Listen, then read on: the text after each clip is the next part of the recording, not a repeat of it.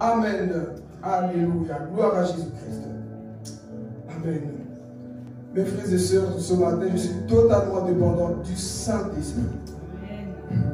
La Bible dit dans le livre de Jean, chapitre 15, verset 5, Jésus dira, sans moi, vous ne pouvez rien faire. Tout ce que l'homme fait doit dépendre de qui? De Jésus, du Saint-Esprit. Pourquoi? Parce que la parole que je prêche ici, c'est sa parole. Le peuple qui écoute, c'est son peuple. Amen. Donc cette parole est adressée à son peuple. Voilà pourquoi, sois attentif là où tu es. Parce que le Saint-Esprit a beaucoup parlé ce matin. Amen. On va aller. Donc on avait déjà abordé 7 points qui démontrent que nous sommes réellement des pharisiens. Et Dieu n'aime pas voir cet esprit de pharisianisme dans nos cœurs. Parce que dans le ministère de Jésus, s'il y avait des personnes qui énervaient Jésus, qui bloquaient son passage, c'était quoi? Les pharisiens. Quand Satan se présentait, quand les démons se présentaient, ils pouvaient les chasser. Mais lorsque les pharisiens se présentaient, ils mettaient des blocages, ils mettaient des doutes, ils se posaient à tout. Pourquoi? Parce qu'un pharisien, c'est une personne qui est bourrée de connaissances, mais qui n'a pas la puissance de Dieu. Et aujourd'hui, nous avons beaucoup de personnes dans nos églises qui ont aussi quoi? Cet esprit de pharisien. C'est eux qui bloquent tout. Dès qu'il y a la manifestation du Saint-Esprit, ils ne croient pas. Dès qu'il y a des révélations, ils ne croient pas. Pourquoi? Parce qu'ils ont étudié. Comment on les appelle? Ce sont des formalismes. Ils forment les gens, pas avec la parole de Dieu, mais selon leur conviction à eux. Voilà pourquoi Jésus les appelle des hypocrites. Amen. C'était des hypocrites. Pourquoi? Parce qu'ils formaient les gens. Ils prenaient une personne, ils les formaient selon eux. Nous allons voir après qu'ils ont formé beaucoup de personnes. Amen. Donc ça, c'est un pharisien. Il va étudier, pas qu'il ne connaît pas la Bible. Il connaît la Bible. Il peut te décortiquer de Genèse à Apocalypse. Mais il ne vit pas ce qu'il prêche. Voilà pourquoi Jésus leur dit, écoutez ce qu'ils prêchent, mais ne faites pas ce qu'ils font. Ne vous conformez pas à leurs actes. Ils prêchent la parole, c'est la parole qui est prêchée. Mais ne faites pas ce qu'ils font. Pourquoi? Parce qu'ils vous disent de faire, mais eux-mêmes ne font pas ce qu'ils prêchent. Lorsque nous agissons comme ça, nous sommes déjà des quoi? Des pharisiens. Voilà pourquoi un bon prédicateur est celui qui vit ce qu'il prêche. C'est ça que nous devons apprendre à faire. Pas prêcher pour prêcher. Parce que les pharisiens, ils disaient des choses dures, des choses de la loi, et montraient ça au peuple, mais eux-mêmes ne vivaient pas ce qu'ils disaient. Ça, c'est d'avoir l'esprit de pharisien. Et rappelez-vous, comme j'avais dit, c'était les personnes qui étaient réunies en 3 groupes. On se rappelle? Ils étaient en groupe, donc il y avait les scribes, les pharisiens et les sadducéens. Ah, je suis bien branché.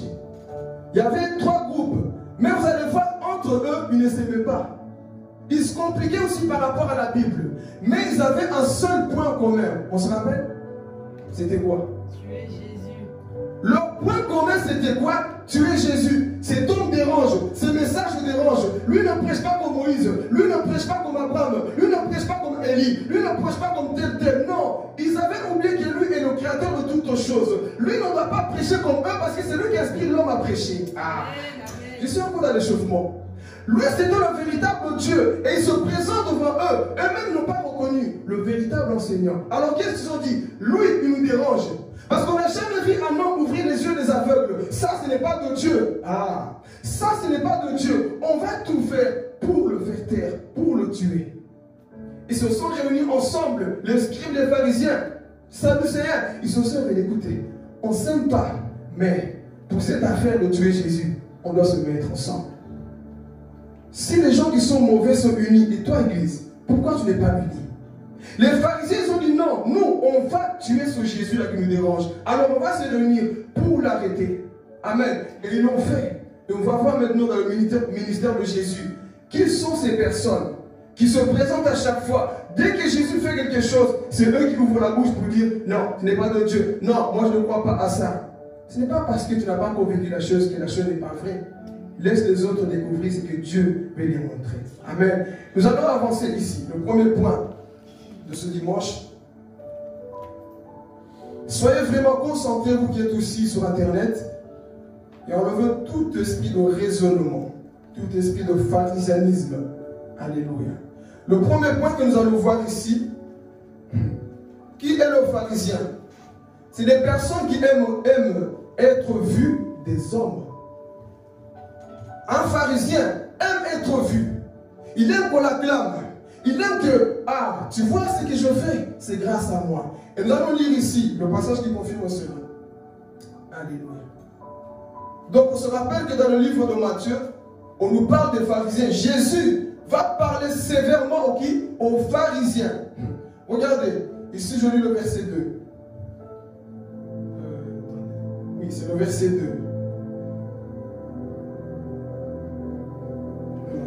Oui, ok. Verset 2, ok, on y va. Alors Jésus parla à la foule. Et à ses disciples dit, verset 2, les scribes et les pharisiens sont assis dans la chaire de Moïse. Faites donc et observez tout ce qu'ils vous disent, mais n'agissez pas selon leurs œuvres, car ils disent et ne font pas. Les scribes étaient où? Assis dans la chaire de Moïse. Ils étaient assis dans la chair de Moïse, c'est-à-dire qu'ils donnaient la loi mosaïque. Tout ce que Moïse avait écrit, les pharisiens, ils étaient là assis dans la place de Moïse pour décortiquer la loi.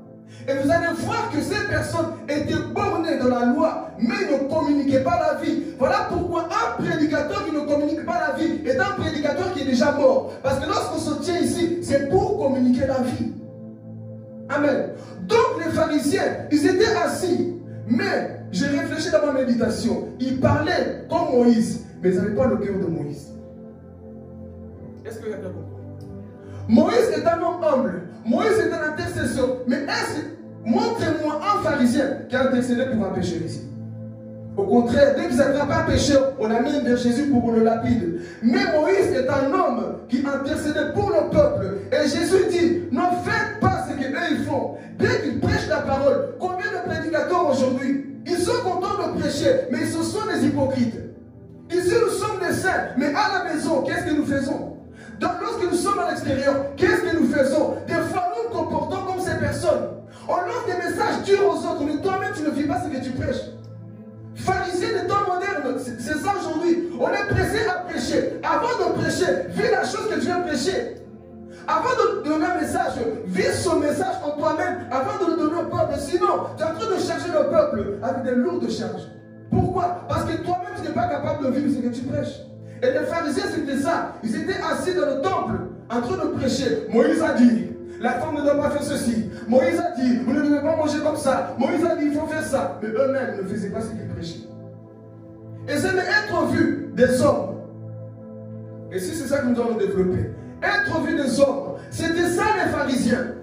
Tout ce qu'ils faisaient, il fallait que les hommes les acclament. Donc en soi, ils avaient oublié Dieu. Pourquoi? Parce que tout ce qu'ils faisaient, ils voulaient que les hommes les acclament. Mon frère, là où tu fais des choses pour qui? Tu chantes pour qui? L'œuvre que tu fais dehors, c'est pour qui? Tu tiens le micro devant, c'est pour qui? Pour montrer à l'homme, c'est pour être agréable devant le Seigneur. Aujourd'hui, il y a beaucoup de pharisiens comme ça, aiment être vu des hommes. Tu fais le bien, tu viens montrer que toi, tu as fait le bien. Pourquoi tu montres le bien que tu fais? Laisse Dieu témoigner de toi. Laisse Dieu parler de toi. Arrêtons cette hypocrisie. Dès que tu fais le bien, tu montres. Mais quand tu fais le mal, tu ne montres pas. C'est ça qu'est d'être pharisien.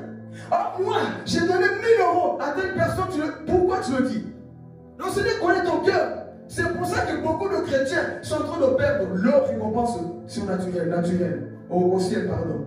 Ils sont en train de le perdre. Pourquoi? Parce que à chaque fois que tu fais le bien, tu veux qu'on t'acclame. Pourquoi tu veux qu'on t'acclame? Je préfère que Jésus m'acclame que les hommes m'acclament. Et si les pharisiens, c'était ça leur vie. Ah, vous voyez, nous on fait des bonnes œuvres. Nous on fait le bien à Jésus. Nous on fait le bien. Dieu n'a pas besoin que tu puisses te montrer aux hommes. Laisse-le t'acclamer, laisse-le dire, t'as vu mon serviteur, elle m'aime, lui il m'aime, lui je sais qu'il fait des bonnes œuvres, mais quand tu le montres sur les réseaux, moi je fais le bien, moi je fais ceci, tu perds la récompense céleste, tu perds tout ce que Dieu veut te donner. Pourquoi? Parce que Jésus dira, quand vous faites le bien et que vous montrez aux hommes, vous perdez votre récompense. Jusque-là, combien de personnes aiment trop se vanter? Moi tu as vu, c'est grâce à moi. Si tu vois l'autre est comme ça, c'est grâce à moi. Quelle grâce à toi? Tu es rien. C'est grâce à moi s'il a prêché comme ça. C'est grâce à moi s'il a prié comme ça. C'est grâce à moi s'il n'est pas Dieu. Grâce à toi de quoi? C'est grâce à Dieu. Alléluia. Mais les hommes d'aujourd'hui aiment être vus. Ils veulent qu'on les acclame, qu'on leur dise, toi franchement, tu fais bien des choses. Hein? Oui, on peut t'encourager, mais ne rentre pas dans cet esprit pour être au fil des hommes. Aujourd'hui, il y a beaucoup de pharisiens comme ça, dans nos églises, dans nos familles. Le bien qu'il faut, ils veulent qu'on puisse les témoigner. Alléluia. Voilà pourquoi ta vie doit avoir des mystères. Là où on ne sait pas ce que tu fais, mais Dieu le sait. Quand on te critique, quelqu'un va dire, écoute, ce n'est pas parce qu'il ne témoigne jamais le bien qu'il fait qu'il ne fait pas le bien en cachette. Alléluia. Ce n'est pas parce que tu ne l'as jamais vu en train de dire, moi j'ai fait ça, moi j'étais là-bas, qu'il n'est rien. Sa vie est un mystère. Tu ne connais pas la personne. Voilà pourquoi tu le juges. Alléluia. Mais les pharisiens se démontrent tout le temps. Ils veulent qu'on les acclame, veulent être vus des hommes tout le temps comme ça. Ils chantent, je vais à l'église pour que je sois vu. Je mets des choses sur Facebook juste pour qu'on m'acclame. Non, quand tu fais des choses pour Dieu, tu régis le cœur du Père. Mais quand tu fais des choses pour les hommes, ça prouve que tu aimes les hommes plus que Dieu. Ils aiment la gloire. Ils aiment qu'on leur dit, toi franchement, il n'y a personne comme toi. Toi, personne ne te dépasse. Toi, toi vraiment, il n'y a personne comme toi. Voilà pourquoi refuser ces titres-là. Toi, il n'y a personne comme toi. Non, il y a quelqu'un qui est plus que moi. Voilà, c'est ça l'humilité. Quand quelqu'un vient te dire, ah franchement, toi tu pries comme ça, il n'y a personne comme toi. Toi tu les dépasses tous. Ne dis jamais, ah non, dis, il y a quelqu'un qui fait plus que moi. Je ne suis rien. L'humilité. Mais quand tu acceptes tout, oui c'est vrai, moi franchement, moi j'ai pris 4 heures, c'est pour ça que les choses se passent. Ce n'est pas grâce à toi. Il y a des personnes aujourd'hui, tu sais, c'est parce que moi j'ai prié 20 heures. C'est pour ça qu'aujourd'hui l'église était puissante. Ce n'est pas grâce à toi, c'est grâce à Jésus. Alléluia. Éphésiens chapitre 2, verset 8 nous dit, c'est par grâce que vous êtes sauvés au moyen de la foi. Verset 3 nous dit, comme ça vous n'allez pas vous glorifier à cause de vos œuvres. Combien d'hommes aujourd'hui se glorifient? C'est grâce à moi, c'est grâce à Jésus. Si tu respires, c'est grâce à Jésus. Si tu parles bien, c'est grâce à Jésus. Si tu as une belle voix, c'est grâce à Jésus. Tout ce que tu as, c'est grâce à Jésus. Alléluia. Tout ce que nous possédons dans la vie, c'est grâce à Jésus-Christ. Mais aujourd'hui, il y a beaucoup de pharisiens, beaucoup de personnes veulent trop se montrer, être vus des hommes. Ne cherchez pas les acclamations des hommes. Ne cherchons pas que les hommes nous acclament à chaque fois. Je préfère un homme qui vit en cachette, mais qui fait de grandes choses pour Dieu. Qu'un homme qui veut toujours se montrer. Moi j'étais là-bas, moi j'ai fait ceci, moi j'ai dit ceci. Non, apprends à vivre dans l'intimité sans témoigner ce que tu fais, mais que Dieu témoigne le bien que tu fais aux hommes. Alléluia. Et ça c'était les pharisiens, ils s'en foutaient de Dieu. Tout ce qu'ils faisaient, fallait que quand c'est vrai, mais il faut qu'ils disent c'est grâce à moi. Tu vois, ça, non, oublie cet esprit-là de grâce à moi, ce n'est pas grâce à toi. Même si Dieu t'utilise, ce n'est pas grâce à toi, c'est grâce à Jésus. Voilà pourquoi Dieu utilise puissamment les hommes qui se laissent marcher dans l'humilité. Des personnes qui disent, Seigneur, moi, je ne suis rien. C'est grâce à toi. Voilà pourquoi Jésus dira, sans moi, vous ne pourrez rien faire. C'est grâce à Jésus que nous pouvons faire toutes choses. Même si tu as étudié la Bible, tout ce que tu peux prêcher, ce n'est pas grâce à toi, c'est grâce à Jésus-Christ. Avant de prendre le micro du Seigneur, je ne sais pas parler, je ne sais pas prêcher. Toi, utilise-moi parce que moi, je ne sais rien. Et quand tu agis comme ça, tu verras que le Saint-Esprit va te diriger. Alléluia. Comme un homme, il a vu notre prêcher. Il a vu notre prêcher. Lui, il était là, son assurance orgueilleuse des pharisiens modernes. Regarde-moi ce qu'il prêche. Regarde-moi ce qu'il prêche. Il dit à sa femme, tu vas voir, moi, quand je vais monter, prendre le micro, tout va changer. Moi, quand je vais prêcher, tu vois ce qu'il prête, ça ne me touche pas, c'est rien. Mais moi, quand je vais monter, dis ça à sa femme, tu vas voir, moi, je vais changer toute l'atmosphère, va changer. Il pensait qu'il était Dieu. Il pensait qu'il était Dieu. Comme ça, on dit, ah, lui, quand il est venu, franchement, hein, il a quelque chose. Ok, fais la maline, fais le malin. Il prend le micro, il monte avec la tête en gueule. Il commence à prêcher. Il voit que l'onction n'est pas là. Qu'est-ce qui se passe? L'onction n'était pas là. Il tournait en rond, il sentait, il transpirait, il n'y avait pas de puissance, il n'y avait rien. Pas comme d'habitude. Il n'avait rien. Il prêchait, il sentait. Mais qu'est-ce qui se passe? La foule était là. Personne ne disait amen, rien. Le peuple dormait. Quand il a fini de prêcher, il est retourné la tête comme ça. Dieu lui a dit, si tu montais sur la chair, la tête baissée, en disant Seigneur, utilise-moi, tu allais descendre avec quelqu'un qui dit Seigneur, merci. Merci Seigneur. Mais quand tu te glorifies, c'est là où je te montrer que tout dépend de moi et non de vous les hommes. Parce que vous pensez, parce que vous avez étudié, vous avez décoré un message dans votre mental que vous allez toucher les hommes. Non, voilà pourquoi je n'aime pas dire je prépare un message. Je laisse le Saint-Esprit m'inspirer pour le peuple. Parce que quand il prépare, c'est toi qui prépares. Mais lorsque le Saint-Esprit t'utilise, c'est une autre chose. Et cet homme est descendu avec la honte. Et voilà pourquoi beaucoup de personnes aussi, moi quand je vais, ça va péter, moi je vais tout changer, moi je vais chanter, même les mouches qui sont collées au plafond, ils vont descendre, parce que la gloire de Dieu là, ok, monte avec leur cœur, tu vas descendre, tête baissée, comme cet homme-là. Combien de personnes aujourd'hui, pour être vu des hommes, ils veulent aussi agir ainsi. Mais Dieu ne veut pas que nous soyons ces personnes qui veulent trop se montrer, veulent être vues par des hommes. Amen. Ici, c'était le premier point. Des personnes qui veulent être vues, quoi? Des hommes. Jusque-là, mon frère. Sonde un peu ton cœur. Voyons un peu dans nos cœurs. Est-ce qu'il n'y a pas cet esprit-là? Tu veux qu'on t'acclame? Est-ce qu'il n'y a pas cet esprit-là, là où tu veux qu'on te dise, c'est grâce à toi? Ça aussi, ce sont des péchés. Lorsque tu oublies Dieu et que tu veux que les hommes te voient, c'est un péché. Alors, vois dans ton cœur, voyons dans nos cœurs. Est-ce qu'il n'y a pas cet esprit-là de mérite? C'est grâce à moi. Moi, j'ai mérité parce que j'ai jeûné 20 jours. Voilà pourquoi je dis ceci. Ce n'est pas grâce à toi. Dieu n'a pu faire de tes jeûnes. Il veut l'obéissance avant toute chose. Et l'obéissance, ce n'est pas se montrer devant les hommes. Non, c'est parce que moi, j'ai fait ceci. Non, ne cherche pas à être au vu des hommes. Amen. Donc ici, c'était le premier point. Je vais tout doucement parler de ça à la fin. Alléluia. Le deuxième point, c'est quoi? Ils empêchent les autres d'être sauvés. Les pharisiens empêchent que d'autres personnes puissent quoi? Être sauvées. Ils imposent leur loi. Ils font des choses. Et eux-mêmes ne sont pas sauvés. Mais ils empêchent aussi les autres d'être sauvés.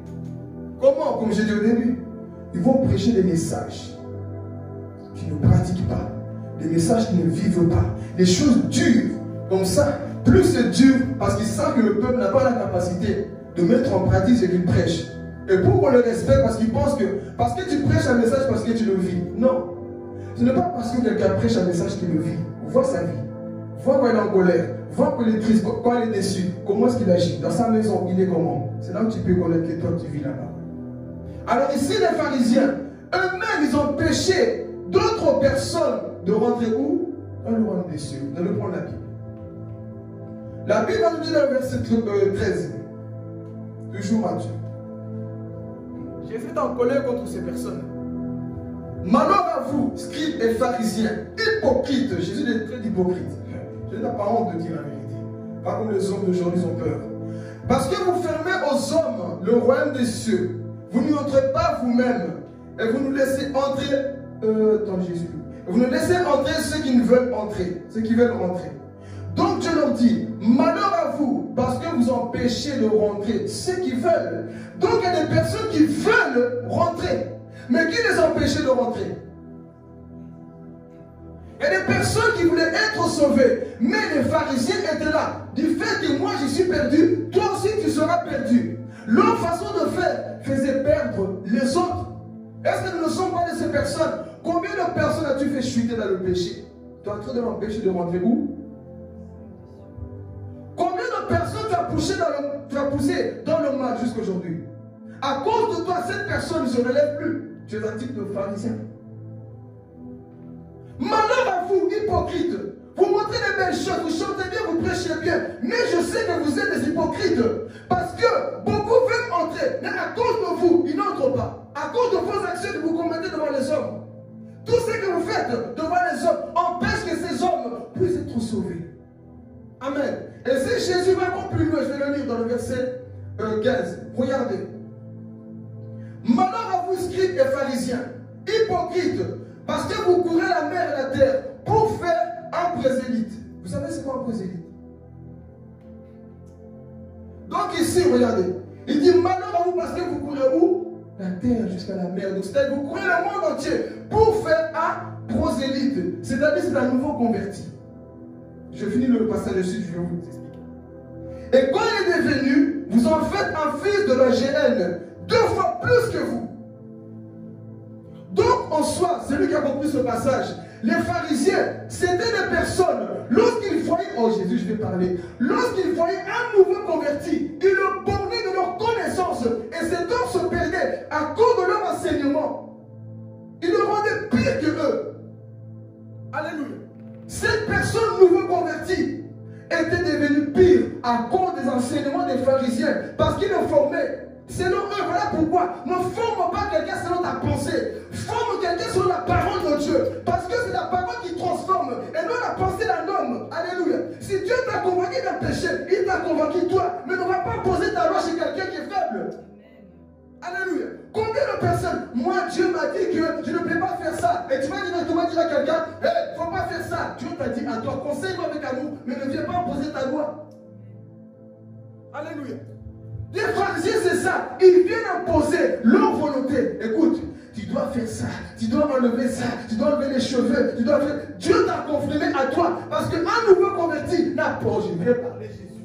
Un nouveau converti n'a pas besoin de la loi. Un nouveau converti a besoin de l'amour qui va le tirer à comprendre c'est quoi la loi. Moi aujourd'hui, tellement qu'on ne connaît pas la parole de Dieu, on ne sait pas décortiquer, on va nouveau converti. Enlève le mini-jupe, enlève tes cheveux, enlève tes ongles, en train de tuer quelqu'un, tu le formes selon toi. Et lorsqu'il va grandir, qu'est-ce qu'il va faire? Lorsqu'il va rencontrer des gens, il va dire, ton sang enlève ça. Pourquoi? Elle a été formée par un pharisien. Mais s'il était formé par Jésus, qui dit, je t'aime, va ne péche plus, il va prêcher la même chose que j'ai fait, non comme les pharisiens.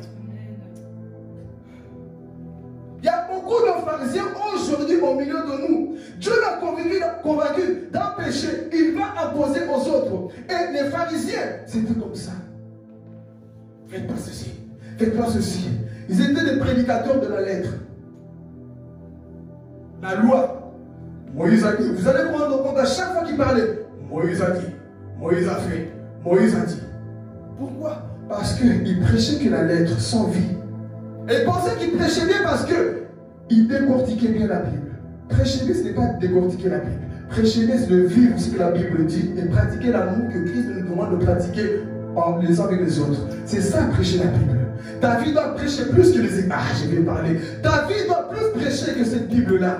Parce qu'aujourd'hui, beaucoup viennent présenter la Bible aux hommes, mais leur vie ne prêche pas. On doit d'abord prêcher par ta propre vie. Et ensuite, va enseigner la personne. Mais ne viens pas imposer ta loi aux hommes. Alléluia. Tu es converti, tu montes dans ta famille. Coupez la télévision. Faites ceci. Laisse-le le temps de comprendre. Combien de temps que toi tu as pris pour arrêter tes péchés? Toi, tu as pris peut-être 5 ans, mais toi, tu imposes aux autres aussi. Il faut arrêter. Toi, tu ne te dis pas, Seigneur, je sais que c'est dur. Moi, j'ai fait 5 ans. Je n'ai pas réussi facilement. Je sais que eux aussi, ça peut être difficile. Je vais les encourager avec amour, mais je n'impose pas ma volonté. Mais combien de personnes aujourd'hui, dès qu'ils rentrent, c'est pour ça que vos familles, nos familles, des fois, ne croient pas en Jésus à cause de notre façon de faire. On est trop dur avec eux. On est trop dur avec eux. On montre notre sainteté comme nous allons le voir avec Pierre. On montre notre sainteté extérieure. Moi je ne pêche pas, moi je ne bois pas. Gloire à Dieu, mais ne m'impose pas ta volonté. Alléluia. Les pharisiens c'était comme ça. Comment veux-tu gagner ces faibles? L'apôtre Paul dira, lorsque je suis avec les Grecs, je suis comme les Grecs. Lorsque je suis avec les faibles, je me comporte comme les faibles. Cette parole n'enseigne personne. Mais toi non, partout là tu es Madame Moussantou, Monsieur Moussantou, Madame la plus sainte, Monsieur le plus saint au monde. Partout là tu mets les pieds. Les gens ne peuvent plus respirer. Il ne faut pas respirer comme ça, la Bible dit qu'il faut respirer en l'air. On impose nos volontés. Alléluia. Quand tu es un prédicateur de la loi, les hommes vont t'offrir. Quand tu es un prédicateur de la lettre, les hommes vont t'offrir. Ne dis pas, parce que ça c'est la vérité. C'est pour ça qu'ils ne fuient jamais. La vérité peut aussi attirer les hommes. Parce que dans la vérité, il y a l'amour.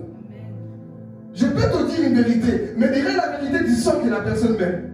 Mais les pharisiens, lorsqu'ils prêchaient, tu sentais qu'il a envie de te tuer. Ils prêchent, mais tu sens qu'il a un bâton de la loi pour te condamner, pour te juger, pour te tuer. Ça, c'était les pharisiens. Est-ce que nous ne sommes pas de ce type de personnes aujourd'hui? Les personnes que tu encadres, qu'est-ce que tu leur donnes? C'est pas parce que toi, Dieu t'a converti comme ça que tu dois imposer exactement les mêmes choses aux autres. Réfléchis, discerne son niveau. Ah non, je vois qu'elle a du mal de la compréhension, donc je ne vais pas l'imposer Matthieu. Je vais l'imposer un Jean qui n'est pas plus de l'amour, qui ne donne pas l'amour de Dieu. Mais toi, tu as commencé avec Apocalypse, tu vas donner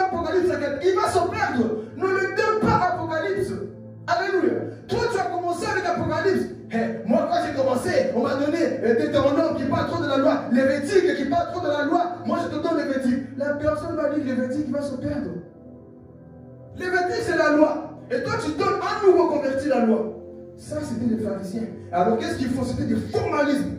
Ils formaient les gens, ils bornaient les gens. Assieds-toi, prends une chaise, fais ceci, écris ceci. Et lorsque ces personnes sortaient, ils parlaient gentiment comme les pharisiens. Et Jésus dira, malheur à vous, scribes et pharisiens, hypocrites, vous êtes des hypocrites, parce que vous voulez former les hommes, mais vous-même de fois, vous êtes pire qu'eux. Et vous voulez rendre ces enfants-là terribles. Quand on dit que vous voulez le lire ici, vous courez la mer et la terre pour faire un prosélyte, donc c'est ce que je viens d'expliquer. Et quand il est devenu, vous en faites un fils de la géhenne, de l'enfer. Donc vous l'envoyez en enfer. Je vais parler. Combien de gens avons-nous envoyé en enfer à cause de notre manque de sagesse d'expliquer les choses de la Bible? Combien de gens tu les fais asseoir, tu les expliques les choses, tellement que c'est dur pour eux, ils te fuient. Non, ce que tu m'as dit, excuse-moi, mais moi je n'arriverai pas. Or que si tu commençais par un Jean, si tu commençais par Jean 3,16, la personne pouvait être quoi? Touchée par l'amour de Dieu. Et l'amour va l'amener à s'asseoir.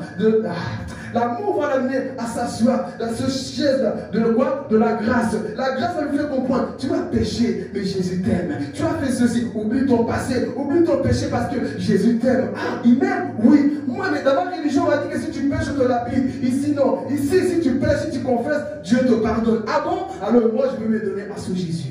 C'est comme ça qu'on peut gagner. Mais ici, les pharisiens, ce n'était pas comme ça. C'était sévère. La religion la plus dure à l'époque de Jésus, c'était quoi? Pharisiens ici. Ils doutaient, ils croyaient, ils ont péché Jésus. Et Jésus dit, vous êtes pire. Et vous rendez les gens, vous les envoyez où? En enfer. Je vais vous démontrer dans la Bible ce que je viens de dire. Qui connaît Saul?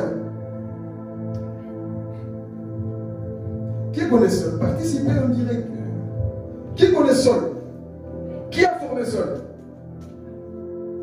Saul a été formé par un grand pharisien, un docteur de la loi qu'on appelle Gamaliel. Et ce que je viens de dire va se confirmer dans la vie de Saul. Qu'est-ce que Saul faisait? Qui lui a appris à persécuter les autres? Gamaliel. Si eux ne font pas comme Moïse, il faut les tuer, il faut les arrêter. Qui t'a formé, mon frère?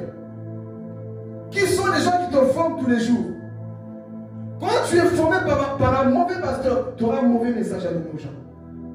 Quand tu es formé par un mauvais prophète, tu vas donner un mauvais message aux autres. Et ici, Saul, qui va devenir Paul après, va être enseigné par le grand docteur que tout le monde respectait. Gamaliel n'était pas n'importe qui. Il connaissait la Bible, il pouvait te citer Genèse, Exode, Lévitique, Nombre, Deutéronome, Jésus est juge, rue de ceci. Il te décortique la Bible. Il connaissait, c'est des gens qui s'asseyaient pour décortiquer la Bible. Et il va enseigner Saul. Et vous voyez l'enseignement qu'il a communiqué à Saul. Saul devient un homme méchant. Et pourtant il servait Dieu. Mais un homme religieux, un homme rebelle. Il fallait que Jésus l'arrête. Il connaissait tout. Docteur de la loi. Voilà pourquoi lorsqu'il écrit le Nouveau Testament là, vous voyez que cet homme avait beaucoup étudié. Jésus a dit, je vais casser la connaissance des pharisiens et j'ai été rempli de ma connaissance. Et lorsque vous voyez l'apôtre Paul prêcher, vous voyez c'est un homme qui dit, moi je suis le plus grand des pécheurs. Humilité. Et Jésus, humilité. Et Jésus l'utilise plus que les autres. Pourquoi? Parce qu'il a reconnu, Pierre n'a pas dit, moi je suis le plus grand pécheur. Orgueil, il était au début. Mais Paul va comprendre que moi, je suis le plus grand des pécheurs. Seigneur, sans toi, je ne suis rien. Utilise-moi. Voilà pourquoi j'avais dit. Paul veut dire grand. Paul veut dire grand. Saul veut dire grand. Mais Paul veut dire quoi? Petit. Dieu va lancer une chose. Moi, je sauve les petits et les grands. Pour utiliser quoi? Les petits. Et Dieu va l'utiliser puissamment. Pourquoi? Parce que Paul va comprendre l'humilité. Mais avant cela, qui l'avait formé? Un pharisien, c'est ça qu'on forme aujourd'hui. Est-ce que tu peux être fier de tes enfants spirituels? Est-ce que tu peux être fier de ton église? Est-ce que tu peux être fier des gens que tu as formés? S'il y en a même que tu as formés. Est-ce que tu peux dire non, franchement, gloire à Dieu, elle a été bien formée. Parce que Dieu nous confie des personnes pour qu'ils soient bien formés. Mais qu'est-ce que nous communiquons à ces gens? C'est que toi tu as reçu, c'est ça que tu donnes. Non. Ce que tu as reçu, c'est bien. Analyse par la parole de Dieu et donne selon l'amour que Dieu te donne. Pas brusquement, comme ça. Non. Il y a des prédicateurs comme du kamikaze. Tu l'écoutes prêcher, mais tu dis, il me donne quoi là? Je ne comprends rien. Je ne viendrai plus jamais dans cette église. Il a fui parce que c'était la vérité. Non, c'était des c'était ça que tu l'as donné. Et tu penses qu'il va revenir. C'est comme si tu vois un bébé là. Bébé qui vient toujours dire, j'ai un chic. Toi, tu donnes des piments là. Tu as donné le piment au bébé. Le piment, c'est bien, mais c'est pour qui? Les adultes. Combien de fois nous donnons des piments au bébé qui vient ici? Le bébé dit, moi, je ne viendrai plus jamais ici. Je préfère aller ailleurs. Là où moi, on va m'encourager. Mais ici, là, moi, je ne viens plus. Vous m'avez traumatisé. Il y a des messages qui traumatisent les gens. Amen. Il y a des messages qui traumatisent les gens. Tu viens, tu vas lui donner. C'est pour ça qu'un prédicateur doit être conduit par le Saint-Esprit. Le Saint-Esprit dit, hé, mon gars, calme-toi. Il y a un bébé là, c'est que tu prêches trop dur. Calme-toi. Donne-lui ce bonbon-là. Ah, ok, je donne. Et quand il avance, donne-lui maintenant ça. Petit à petit, les gens grandissent. Mais la personne vient pour la première fois. Vous allez à ma fête, vous ceci, madame, vous, l'adultère, allez. La personne lutte, il veut se sortir, toi tu tapes au-dessus. C'est ça que les pharisiens faisaient. Ils rendaient les gens durs, sévères, à tel point que l'apôtre Paul grandit de faire mauvais. Gloire à Dieu. Jésus-Christ est descendu du ciel. Tu es mon serviteur. Gamaliel a voulu te détruire. La religion a voulu te détruire. Mais moi, Jésus, je ferai de toi un grand homme. Moi, je ferai de toi un grand homme. Quelqu'un qui va comprendre la parole. Quelqu'un qui va prêcher pas comme les autres. Quelqu'un qui va comprendre les mystères de la parole. L'apôtre Paul, il s'asseyait. Il écrivait la Bible avec amour. Voilà pourquoi c'est le seul qui a compris l'amour parfait. En Corinthiens 13. C'est Matthieu qui l'a écrit. Il a compris, l'amour est patient. Il a compris, l'amour est patient. L'amour ne fait pas ceci. L'amour n'est pas envieux. L'apôtre Paul, quand Dieu te touche, tu vas communiquer l'amour aux autres. Quand tu es saisi par l'amour, c'est l'amour qu'on verra dans ta bouche lorsque tu parles. Même si tu es saisi par l'onction, ce que tu dis est dur. Mais on voit que l'onction accompagne ce que tu dis. Tu peux prêcher durement, mais s'il n'y a pas l'onction, tu es en train de tuer les autres. Mais quand il y a la grâce de Dieu, l'onction, ça, tu es en train de toucher les cœurs. Mais quand tu fais comme les pharisiens, vous faites ceci, tu n'es pas en train de toucher. Et l'apôtre Paul, l'homme rempli de l'amour, il commence à nous prêcher la grâce. Il nous fait comprendre c'est quoi la grâce. L'apôtre Paul. Pourquoi? Parce que l'amour l'avait touché. Est-ce que nous aujourd'hui nous sommes comme ça? L'amour nous a touchés. Ou alors on va poser nos volontés partout. Et toi, fais ta spécialité. Non. La loi, la lettre tue. Mais, vous connaissez le passage?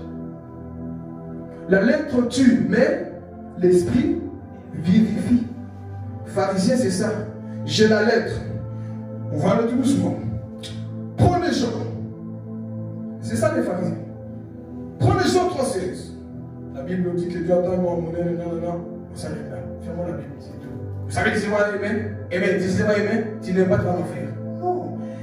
Dieu attend d'aimer le monde. Et tu veux qu'on dit aimer le monde, il va te faire rentrer dans la profondeur pour comprendre c'est quoi l'amour de Dieu.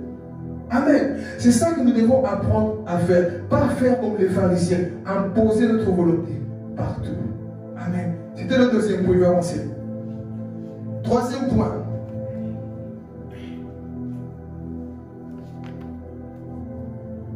Troisième point ici, il dit bonne image. Bonne image qui montre devant quoi? Les hommes. Les pharisiens, ils aiment montrer une bonne image. Ma soeur, mon frère, ce qu'on voit de toi, est-ce que c'est vraiment cette image que tu es réellement? Le sourire qu'on donne ici, est-ce que c'est le vrai sourire? Vous pouvez parler. Le sourire que tu montres ici, est-ce que c'est le vrai sourire? Il y a des faux sourires dans nos églises. Ah, je vais parler de Jésus. Il y a des faux sourires dans nos églises, à tel point.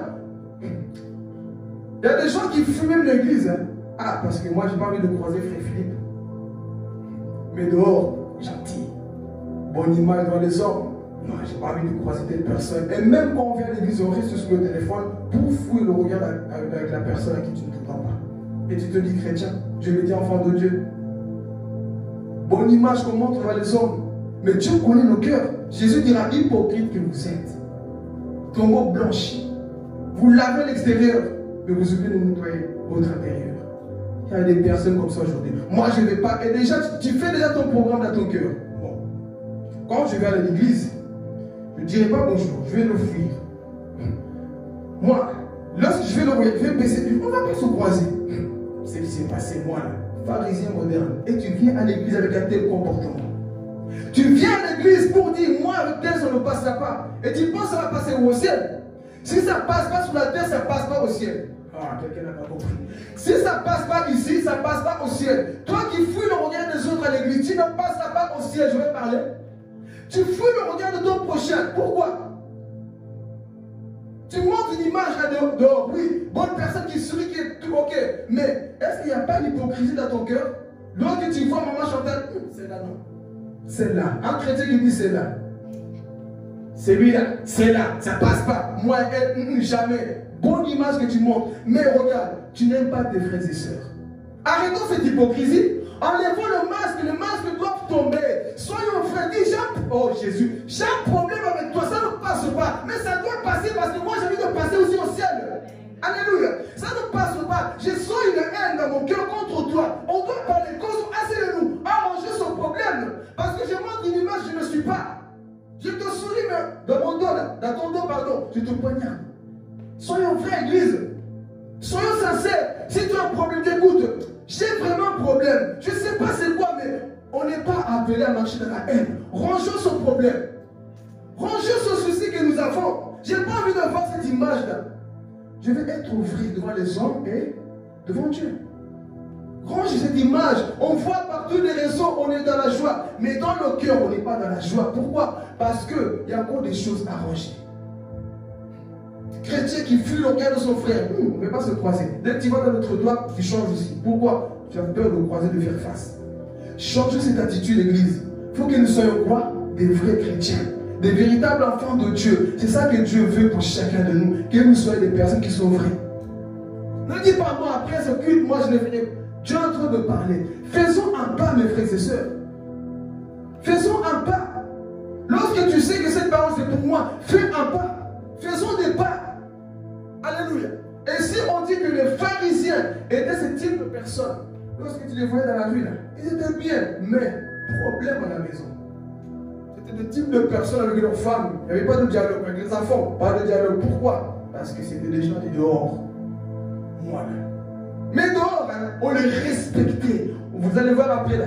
Dehors, on les respectait. On disait, Rabbi, Rabouni, toi, t'es où bien habillé? On les respectait. Une image.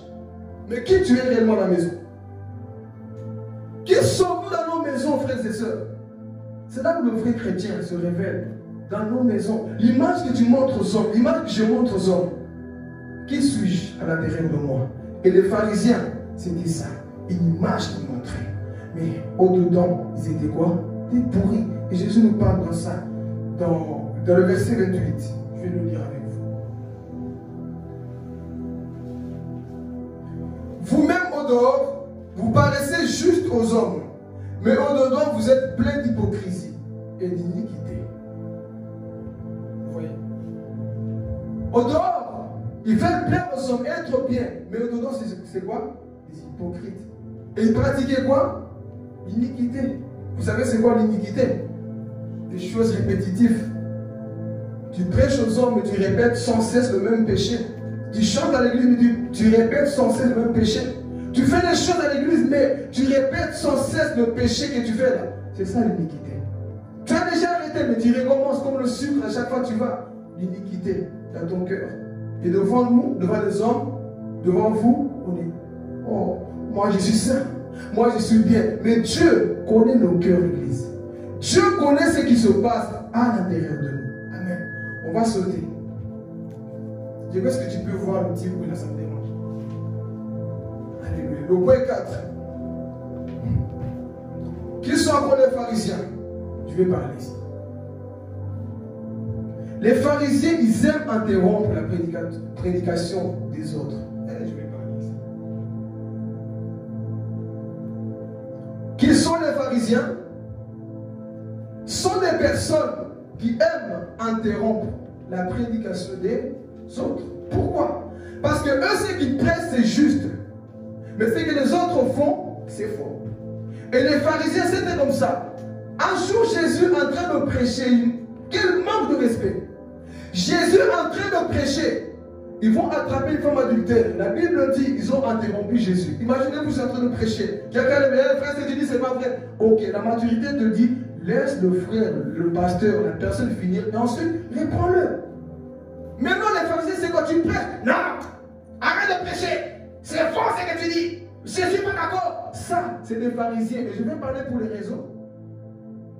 Vous savez combien de pharisiens nous avons sur les réseaux? Voilà pourquoi vous ne me verrez jamais débattre sur les réseaux. Moi, j'ai plus ce niveau-là. Mais des pharisiens qui me débattent, oui, la Bible dit ça, Matthieu 5, et Satan est là-bas. Non. Perdez votre temps pendant que les hommes sont en train de mourir.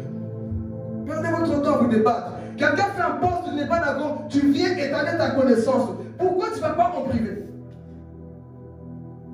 Quelqu'un fait un poste, ok, ça ne va pas dans ton sens, selon ce qu'on peut dire. Ça ne va pas dans ton sens. Écoute, ce que tu as dit, je ne sais pas ce que tu voulais faire passer comme message, explique-moi un petit peu. Peut-être que voilà, c'est moi qui n'a pas bien compris. Mais directement, on vient, bam, ce que tu as dit, c'est faux. Moi, quand je vois des bébés spirituels, parce qu'un homme mature reprend son frère en privé. Sauf si la personne s'entête depuis, ok, là c'est une autre chose. Mais toi, tu viens d'arriver sur le poste de quelqu'un, tu viens faire ta diarrhée dessus. Tu le connais? C'est toi qui l'as oué? Vous êtes amis? Maintenant, qu'est-ce qu'on fait? Ah, parce que moi je connais la Bible. Ce qu'il a dit, vous pouvez le décortiquer comme ça. Moi j'ai même la connaissance. Tiens, pharisien. Va en privé, dis écoute, je vais comprendre ta pensée, c'est ce que tu voulais dire. Les pharisiens c'était comme ça. Jésus est en train de prêcher, ils viennent l'interrompre. Est-ce que nous ne sommes pas des pharisiens aussi dans nos cœurs aujourd'hui? Quelqu'un est en train de prêcher, tu es en train d'appliquer déjà. Ce qu'il dit là, franchement, là. Et qui a dit, tu es en train de combattre. Pharisien, qui interrompt à chaque fois ce que les autres font. Ce n'est pas parce que ça ne va pas dans ton sens que c'est faux. C'est peut-être pas encore de ton niveau, mais ne combat pas. Soyez humbles et reconnaissez la grâce qui est sur les autres. Alléluia. Les pharisiens ne pouvaient pas faire cette différence. Chaque fois que Jésus faisait quelque chose, c'était eux. C'était même pas le diable. Pharisiens, à chaque fois, ils se présentaient. Non, nous n'est pas d'accord avec toi, Jésus. On montre publiquement qu'on n'est pas d'accord. Arrêtons cet esprit de pharisianisme, Église. Beaucoup de nous aujourd'hui sont comme ça. Parce qu'on t'a bourré de connaissances, une grosse tête, comme je dis toujours, mais le cœur vide, tu viens. Tu dis non, moi c'est ceci. Vous faites des partages en cachette pour dire, tu vois ce qu'il a dit, non, c'est faux. Non, soyez humbles. Aujourd'hui, il y a beaucoup de pharisiens comme ça qui vont à chaque fois attaquer les autres. Qui viennent attaquer, contredire tout ce que les autres font. Il n'y a que eux les moussants du monde. Moi je suis l'homme, la femme la plus sainte. Donc tout ce que moi je dis, écoutez. Mais ce que le frère a dit là, c'est faux. Il ne faut pas le suivre. Faites attention, ne soyons pas des pharisiens modernes. Alléluia. Ne soyez pas des pharisiens modernes. Dieu n'a pas donné qu'un seul pasteur. Dieu n'a pas donné qu'un seul prophète. Non. Dieu a donné plusieurs. Donc faisons attention. Soyons humbles à reconnaître la grâce qui est sur les autres. Arrêtons de combattre à chaque fois ce que les autres font, comme des pharisiens qui viennent interrompre. Jésus arrête de prêcher parce que nous on a un message plus important. C'est ça qu'ils ont dit à Jésus. Arrête de prêcher. On a un message plus important. Quoi? Regarde. Quand il prêche, me regarde, les hommes sont en train de mourir. Hein. Elle a péché. Elle a péché, dis-moi, elle a péché. Jésus dit, ok, c'est quoi le problème? Amenez-la moi. Je vous apprends c'est quoi une prédication. Jésus va les enseigner c'est quoi une prédication. Voilà. On dit que cette femme, on l'a surpris. Dans l'histoire, quand j'ai lu l'histoire biblique, on dit même qu'ils avaient fait exprès de prendre cette femme, de la prendre en flagrant pour le ramener vers Jésus, pour voir la réaction de Jésus. Ils vont prendre cette femme, écoute, tu vois, elle est en train de forniquer là-bas. Parce que, pourquoi ils n'ont pas pris l'homme? Il fallait les deux témoins, il n'y avait pas que la femme. Donc, on voit qu'ils n'étaient même pas justes. Parce que si vous avez, pris en flagrant délit, ben prenez aussi l'homme. Pourquoi seulement la femme? Toujours attaquer la femme. Il faut prendre tout le monde, tous les deux. Venez, on va vous lapider tous les deux là, parce que vous avez fait la chose ensemble. Mais non, qu'est-ce qu'ils ont fait? Juste la femme. Mais non, la femme. La femme était là. Et Jésus dit, ok. Vous oubliez que Moïse, c'est moi qui l'ai créé. C'est moi qui lui ai dit qui t'a donné la bouche. Et vous venez ici me ramener. Amenez-la moi. Il faut la lapider. Ok. Bon, hypocrite. Jésus connaissait, mais il n'a pas dit ouvertement comme ça. Hypocrisie. Parce que pendant qu'ils accusaient, Jésus voyait le manque de respect qu'ils avaient envers leurs parents. Pendant qu'ils accusaient, Jésus voyait comment ils maltraitaient leurs enfants à la maison. Pendant qu'ils accusaient, ce n'est pas parce que tu n'es pas adultère que tu n'es pas un péché. Il y a un péché caché dans ton cœur. Faisons attention. Ce n'est pas parce que toi tu n'as pas couché que tu n'as pas une mauvaise pensée contre quelqu'un. C'est aussi un péché. Alors ils vont la mettre devant Jésus. Il faut la lapider, regarde, les pierres ils sont là. Comme par hasard, il y a aussi déjà des pierres. Tout était déjà bien organisé pour voir la réaction de Jésus. Jésus a dit, ah, ok. Celui d'entre vous là qui est sans péché, jette la pierre. C'est un gros risque, hein, que Jésus a pris, parce qu'il y a un peu un orgueil, jette la pierre. Mais Jésus connaissait tout. Et ok, on va voir. Qui a jeté? Personne, ils sont tous fuis. Parce que personne n'a su abuser cette femme de l'envers Jésus-Christ. Jésus va se prendre, c'est quoi? Une prédication. Et il va crier par terre. Je t'ai donné cette révélation, mais je passe. Il le crie par terre et il parle de qui? La femme. C'est ça les véritables prédicateurs. Des personnes qui savent relever, encourager les faibles qui sont tombés. Moi aujourd'hui, on nous allons voir le point d'après. Si tu te confies à un pharisien, tu es mort. Ose te confier à un pharisien. Vous savez qui a tué Judas? Je vous donne avant, on va arriver là. Vous savez qui l'a tué? On va arriver. Vous allez voir qui a tué Judas. Donc ici, on voit le quatrième point. Ils aiment interrompre les prédications des autres. C'est ça que nous avons vu, interrompre la prédication de Jésus. Je vais aller trop vite, le temps passe tellement vite. Alléluia. Ici, le point 5, pardon. Un pharisien rejette souvent les autres à cause de sa sainteté aussi. On va prendre acte 10.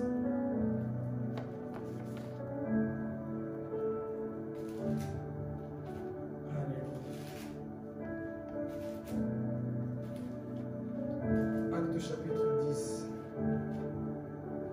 On l'a trouvé?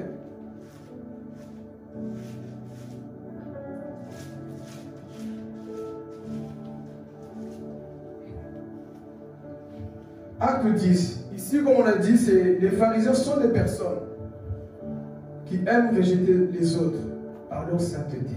Comme j'ai un peu expliqué au début. Moi, il ne faut pas m'approcher. Moi, je suis propre. Moi, il ne faut pas me salir. Moi, je suis comme ça. Moi, ne me reproche pas. Moi, je suis l'homme le plus saint. Moi, touchez pas. Moi, je ne vais pas traîner avec vous. Je ne vais pas faire des blagues. Moi, je ne vais pas rigoler. Pharisien.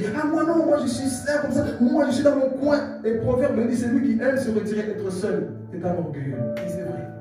Et la Bible va nous dire ici que un pharisien est une personne qui aime trop être à l'écart. Une personne qui est sainteté, mais sa sainteté n'est pas les autres. Mais quoi? Rejette les autres. Mon frère, est-ce que ta sainteté n'est pas comme ça? La sainteté ne fait pas peur.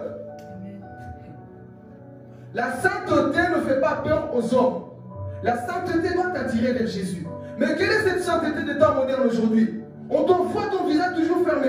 Partout là, tu ne rigoles jamais. Même si on te donne une petite, tu ne rigoles jamais. Visage froissé comme si le citron avec du miel. Cela jamais. Citron avec du miel, mais le visage, c'est jamais me fâché. C'est pas être chrétien. Un chrétien doit avoir la joie constamment dans son cœur. Même si tu es triste, mais c'est une tristesse selon qui? Selon Dieu. Alléluia. Mais un pharisien, sa sainteté, il est carré. Arrêtons d'être au carré. C'est un peu l'équilibre parce qu'il faut parler. Je vois des fois de certaines personnes être formées d'une manière bizarrotoire. Bizarroïde, des gens bizarres. Tu me parles, mais tu sens que toi tu l'amènes l'équilibre, mais lui te cache dans ce que tu dis. Ok, toi tu l'amènes l'équilibre. Si tu continues comme ça, tu seras un prédicateur hypocrite. Alléluia. Parce que tu es vol en cachette. Mais reste tu le sens. Et pourtant on sait ce que tu fais. Amen. Donc ici on voit un pharisien est une personne par sa sainteté qui est là. Moi ceci. Et cet esprit avait touché un homme qu'on appelle qui? Pierre. Pierre qui marchait avec Jésus. Mais il avait toujours un esprit de pharisien en lui. Pourquoi? Parce qu'un jour il était sur le toit. Il va avoir une vision. Pendant qu'il priait, Dieu lui donne une vision. Il voit les choses descendre du ciel. Je vais le lire ici, ensuite je vais te critiquer. Verset 11. Donc il s'agit de Pierre qui était chez Corneille. Il devait aller parler chez Corneille. Il vit le ciel ouvert. Un objet semblable à une grande nappe. Attaché par les quatre coins. Quatre coins, c'est déjà le symbole des quatre coins de la terre. Et les objets en soi, c'était quoi? Les animaux, des reptiles, des serpents, tout ce qui est dedans. Et je saute au verset 12. Et ils se trouvaient tous, ils se trouvaient les quatre humains, les reptiles, la terre, ok, verset 13 m'intéresse. Et une voix lui dit, lève-toi Pierre, tue et mange. Verset 14, Pierre va parler. Mais Pierre dit, non Seigneur, car je n'ai jamais rien mangé de souillé, ni d'impur. Dieu lui fait comprendre, Pierre, tu dois aussi marcher avec les païens pour les gagner. Pierre, cette vision, je te donne, c'est des païens, mais toi tu dis, non, moi je suis trop simple pour être avec l'homme animal. Ah, je suis trop simple pour être avec eux. Je vais parler. Mon frère, des fois, même si tes parents sont dans une fête, va dans la fête. Je vais parler, quelqu'un n'a pas compris. Même s'ils ont fait une fête, va dans la fête. Comment veux-tu les gagner si tu le fuis à chaque fois? Est-ce que Jésus ne partait pas dans les fêtes? Est-ce que Jésus ne partait pas? Tu peux aller, mais tu ne bois pas. Mais tu leur montres que toi, tu n'es pas comme eux. Moi, aujourd'hui, il t'invite, amène un petit cadeau, touche-les. Parce que des fois, avec prêcher à la famille, prêche aussi par ton comportement.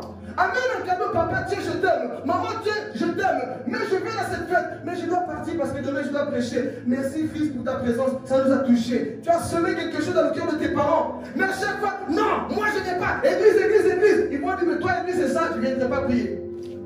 Mais tu vas malgré tout. On peut prier, venir comme dans les fêtes. Dis, en fait, je suis descendu un peu dans mon niveau, là, les gars. Mais quand tu vas grandir, tu comprendras ce que j'ai fait. Moi, aujourd'hui, on t'invite. Non. Tu reçois un message. Écoutez, on a une petite offerte ici. Moi, je ne viens pas. Des fois, je le fais avec ma famille. Mais pas tout le temps. Parce que si je dois les gagner, je ne dois pas être un homme plus sain que des robots, Non. À un moment donné, descends sur terre. Là, ton voisin, descends sur terre. Tu es encore sur la terre ici. Pourquoi Jésus a pris un corps humain? Parce qu'il devait venir où sur la terre? Il mangeait comme toi, il partait dans les fêtes. Mais quand tu pars dans une fête, ta mission doit être quoi? Je vais parler. Ta mission doit être de toucher quelqu'un dans la fête, comme Jésus le faisait. Jésus ne partait pas boire du vin. Jésus ne partait pas s'amuser. Jésus ne partait pas danser. Mais il voyait les pécheurs. Parce que dans chaque fête, c'est une occasion de gagner des gens qui boivent l'alcool. Alléluia. Mais toi, tu as peur d'aller. Pourquoi? Ah non, moi je n'ai pas envie de suivre mes oreilles. Écoute, un chrétien rempli du Saint-Esprit n'a pas peur de demeurer au milieu des païens. Alléluia. Où on envoyait Shadrach, Meshach et Abednego? Il y avait qui là-bas à Babylone? Il n'y avait pas le Dieu Marduk? Est-ce qu'ils ont dit, moi non Seigneur, ne me va pas là-bas, il y a beaucoup de choses, il y a beaucoup de satanistes, justement, là où il y a le péché, c'est là où je dois aller, là où il y a le mal, c'est là où je dois aller pour sauver les pécheurs, alléluia. Tu veux venir à l'église, tu vas sauver qui? Les chaises ici? Tu vas sauver qui ici? Non, moi à l'église, va dehors dans le carré. Passe devant les portes. Il y a des hommes que tu vas voir. Je peux plus me suicider. Oh moi, prostituée. Jésus marche avec les prostituées pour les sauver. Une sainteté qui vient des hommes comme Pierre. Moi je ne mange rien à pire. Moi je suis saint. Dieu m'a sanctifié. Dieu t'a sanctifié. Va sanctifier les autres. Mais non, une sainteté. Et les gens nous fouillent même. Tu penses que tu es saint? Non. Tu pratiques mal la parole. Mais il y a des gens qui ont peur. Non, moi, je ne viendrai pas. Oh, écoutez, je vais parler ici. Moi, si un musulman m'invite dans leur mosquée, je vais aller. Vous savez pourquoi je vais aller? Comme ça, moi, tu vois, je suis venu. Je t'amène chez l'église. Soyez stratégique. Non, moi, je ne rentre pas chez les cathos parce que ceci. Si tu es... Oh, là, je vais parler. Si tu es rempli de Saint-Esprit, le démon qui est dans l'église va quitter, va fuir. Ah, quelqu'un n'a pas compris. Les hommes aujourd'hui ont peur. Je ne peux pas mettre les pieds là-bas. Je ne peux pas entrer là-bas. Qui est en toi? Qui est en toi? Non, j'ai peur. Je ne peux pas aller là-bas. Comment veux-tu les gagner? Parce qu'il va te dire, toi tu veux seulement que je vienne dans ton église. Pourquoi toi tu ne viens pas dans la mosquée? Va parce que tu es qui? Lumière du monde. Ok, ce sont des ténèbres. Mais si toi tu es la lumière, va les chercher. Mais non, j'ai peur parce qu'ils sont des ténèbres. Non, va les chercher si tu te dis lumière. Des fois on a peur parce que tu sais si tu vis. Ma chrétien rempli du Saint-Esprit et comme Daniel, Shadrach, Meshach, Abednego, envoyez-moi, mettez-moi partout là où vous voulez. Je sais que le Saint-Esprit m'accompagne pour gagner ces perdus, pour gagner ces personnes qui sont dans l'occultisme, pour gagner ces personnes qui sont dans la prostitution, pour gagner ces personnes qui sont dans la drogue, alléluia, pour gagner toutes ces personnes qui sont perdues. Les perdus, ce n'est pas dans l'église, bien qu'elle est perdue, mais les vrais perdus, c'est dans le monde. Mais toi, nous, une sainteté. Moi, j'ai cru que dans l'église, et tu es semblable de 7000 hommes qui ont combat dans le livre de 2 rois. Vous vous rappelez de 7000 hommes? Ils étaient saints. Mais est-ce qu'ils sont sortis pour affronter Jézabel? Non. Sainteté d'église. Moi, c'est travail, église. Travail, manger, dodo, église. Non. Travail, manger, rendre visite à la famille des fois. Pas les toucher. Mais toi, non. À chaque fois qu'on t'appelle, je suis à l'église. Chaque fois, tu fais quoi? À l'église. Moi, si c'est ça, suivre Dieu, il est devenu un rat d'église. Une souris d'église. Moi, je n'ai pas envie d'être une souris d'église. Je préfère être un disciple de rue. Quelle est les âmes perdues. Mais toi, non. Partout, même, on ne va pas l'appeler. Lui, là, il est à l'église. Non, il n'est pas là. Il peut changer. Appelle, tu vas voir. Alors, t'es où? À l'église. Tu vois, coupé. Coupé. Pourquoi il n'y a pas de temps pour nous? Un chrétien doit avoir le temps. Il doit être équilibré dans tout ce qu'il fait. Mais nous, non. Tout le temps là-bas, on oublie même le vrai ministère, la famille. Comment veux-tu que tes enfants, ton père, ta mère t'écoutent quand tu prêches? Tu sais, lui là. Il séduit les gens qui sont dans l'église. Nous, on connaît qui il est. Nous, on sait une sainteté qui démontre. Mais nous, on connaît. Frère Philippe, là, fais-moi un peu le malin. Moi, si la famille me persécute, c'est pour le choix pour Christ. Mais s'il me dit, écoute, tu nous as oubliés, tu nous appelles plus, là, je peux être triste. Pourquoi? Parce que je ne dois jamais oublier ma famille. Je ne dois pas oublier cette famille. Pourquoi? Parce que la famille est très importante. Tu ne peux pas être heureux. Même les ministres, tout ce qu'ils font, on a besoin des familles. Mais aujourd'hui, l'Église, des fois, on traîne nos familles parce qu'ils sont bizarres. Non, moi, je ne peux plus traîner avec eux. Moi, je ne peux plus. Justement, c'est eux qu'il faut sauver. C'est justement les personnes qu'il faut sauver. J'équilibre un peu. Si tu n'as pas la maturité de les gagner, sois à l'église pour être formé. Mais si tu as cette maturité, tu es converti depuis 1805. Mais toujours église. Non, sors dehors chercher les personnes dans ta famille. Non, ils sont trop d'alcool. Va sauver ces personnes. Mais non, des chrétiens aujourd'hui, une sainteté en pierre. Non, moi, rien de suivre. Et Dieu lui dit, c'est moi qui va les purifier. Toi, tu manges, en soi, gagne les âmes. Non, moi, je ne peux pas aller avec eux. Comme le témoignage d'un homme de Dieu. Sa mère priait beaucoup, il se convertit. À l'âge de 13 ans, il commence à dévier. Il commence à être intéressé par le cultisme. Il y a un jour, on l'a vu dans une secte. Il rentre. Et là-bas, les gens invoquaient des démons. Ouah, et des mots. Et lui, il était là. Les démons ne venaient pas. On sait tout pourquoi les démons ne viennent pas. Le monsieur qui dirigeait avait une grosse voix. Ce petit que vous voyez là-bas, il faut l'enlever d'ici. Il est en train d'empêcher les démons de venir. Comment ça? Oui, ce petit-là ne nous appartient pas. Il appartient à l'homme d'en haut. Enlevez-le de là. Voilà pourquoi un chrétien, pourquoi moi je dois avoir peur de mettre les pieds là il y a le diable. Lui c'est un bébé spirituel. Et toi rempli de Saint-Esprit, non, moi je suis saint, je ne mets pas les pieds là-bas. Si Dieu t'inspire, mets les pieds. Si Dieu t'inspire, mets les pieds. Un jour Dieu m'a inspiré, je ne dis pas de le faire. S'il rentrait dans une boutique satanique, je l'ai prêché le gars. Il ne me regardait même pas dans les yeux. Je lui ai prêché l'évangile. À la fin, les démons commencent à se manifester, se fâchent. J'ai dit au moins, j'ai laissé la semence. Je l'ai prêché. Un jour, s'il va bientôt mourir, un jeune homme mince, il m'a parlé de Jésus. Est-ce que ce Jésus sauve moi? Jésus, si tu existes, voilà, sauve-moi. J'ai laissé une semence. Qui c'est? Patrick Fontaine était converti comment? Chef de gang. Quelqu'un a évangélisé, lui a laissé le numéro de téléphone. Quand il était dans le besoin, le fou là qui me cassait la tête, il a essayé de l'appeler. Il a appelé, sa conversion a commencé par là. Fais des choses, des folies avec Dieu. Mais non, on a peur. Trop saint pour ceci. Non, sois saint, mais écoute Jésus. Sois équilibré dans tout ce que nous faisons. Que notre sainteté ne rejette pas les autres, mais que notre sainteté attire les autres. Viens sauter volontairement parce que le temps là, j'ai prévu de beaucoup prier. Alléluia. Je viens sauter des bruits volontairement pour arriver à la fin. J'avais prévu d'arrêter à pile, mais vous savez bien. Je vais donner encore 2 points. Alléluia. Ils aiment, 6e point, on saute au 6e point, on reviendra sur ça. Je le rajouterai dans notre prédication. Ils n'aiment pas honorer la présence de Jésus. Ça, c'est les pharisiens. Les pharisiens, là où il y a Jésus, ils s'en foutent de Jésus.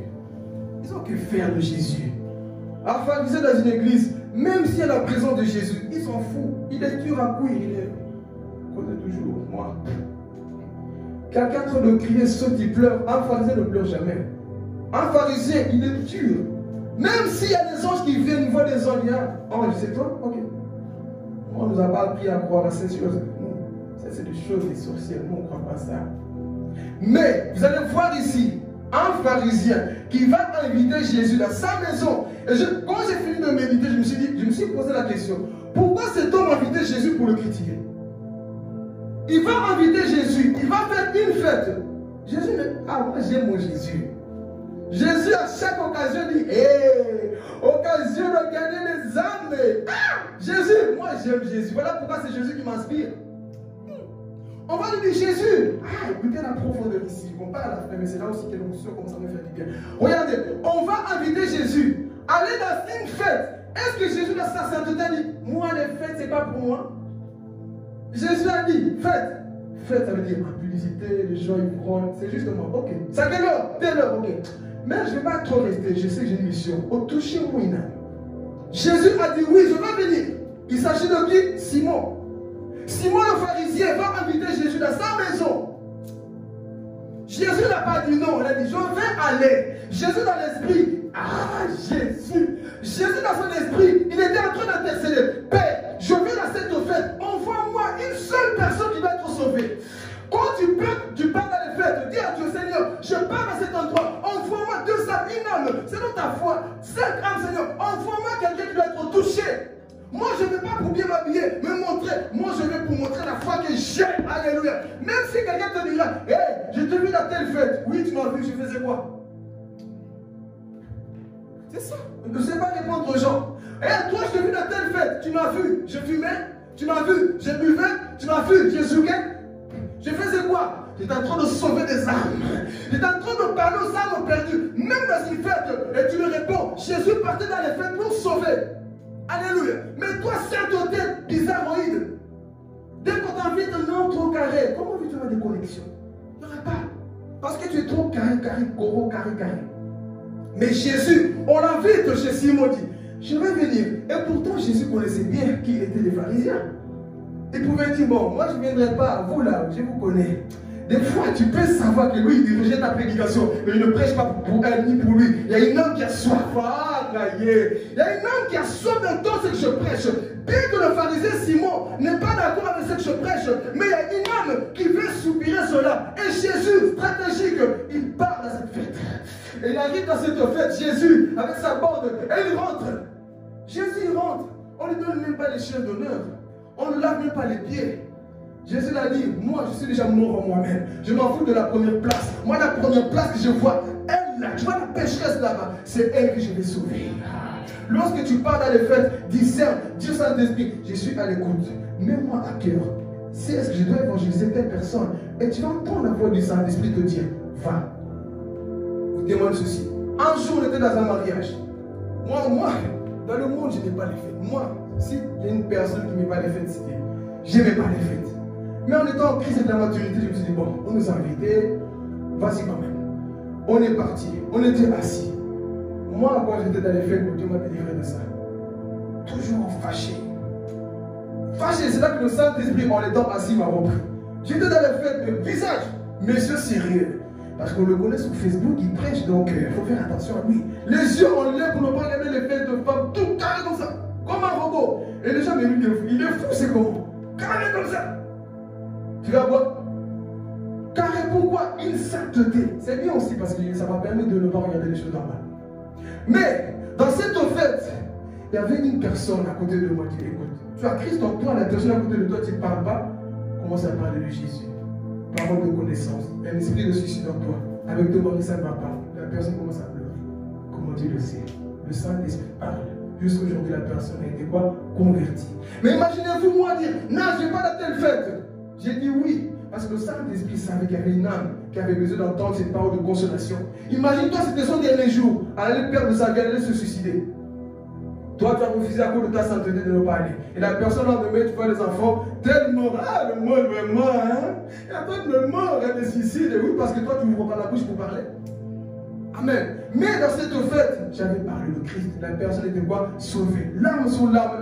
La personne vient pour danser, mais la personne est en train de pleurer. Elle n'a même pas bougé de sa place. Elle est restée toute la soirée. Et on a causé. Dit merci Seigneur, moi tu m'as donné quelqu'un avec qui je peux parler. J'ai évangélisé comme jamais là. Pourquoi? C'est ça, être à l'écoute du Saint-Esprit et sur l'avance. Donc Jésus entre dans la maison de Simon. Simon frère Jésus. Il ne va pas laver les pieds de Jésus. Il s'en foutait de la présence de Jésus. Mais pourquoi tu m'as invité alors? Tu m'as dit Jésus viens, je fais un grand dîner. On va manger, amène-moi des cadeaux. Jésus vient. Mais il n'honore pas la présence de Jésus qui est dans sa maison. Est-ce que nous n'agissons pas comme ça dans nos vies? La présence de Jésus dans l'église, des fois, on est ailleurs.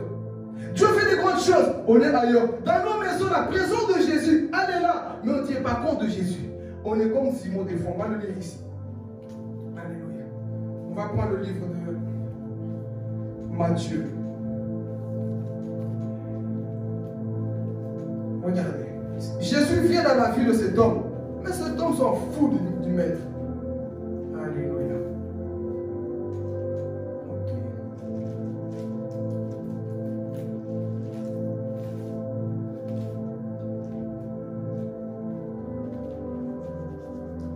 Non, pardon, c'est plutôt Luc 7. Luc 7, 36. Si quelqu'un l'a trouvé pendant que je cherche, je vais aller.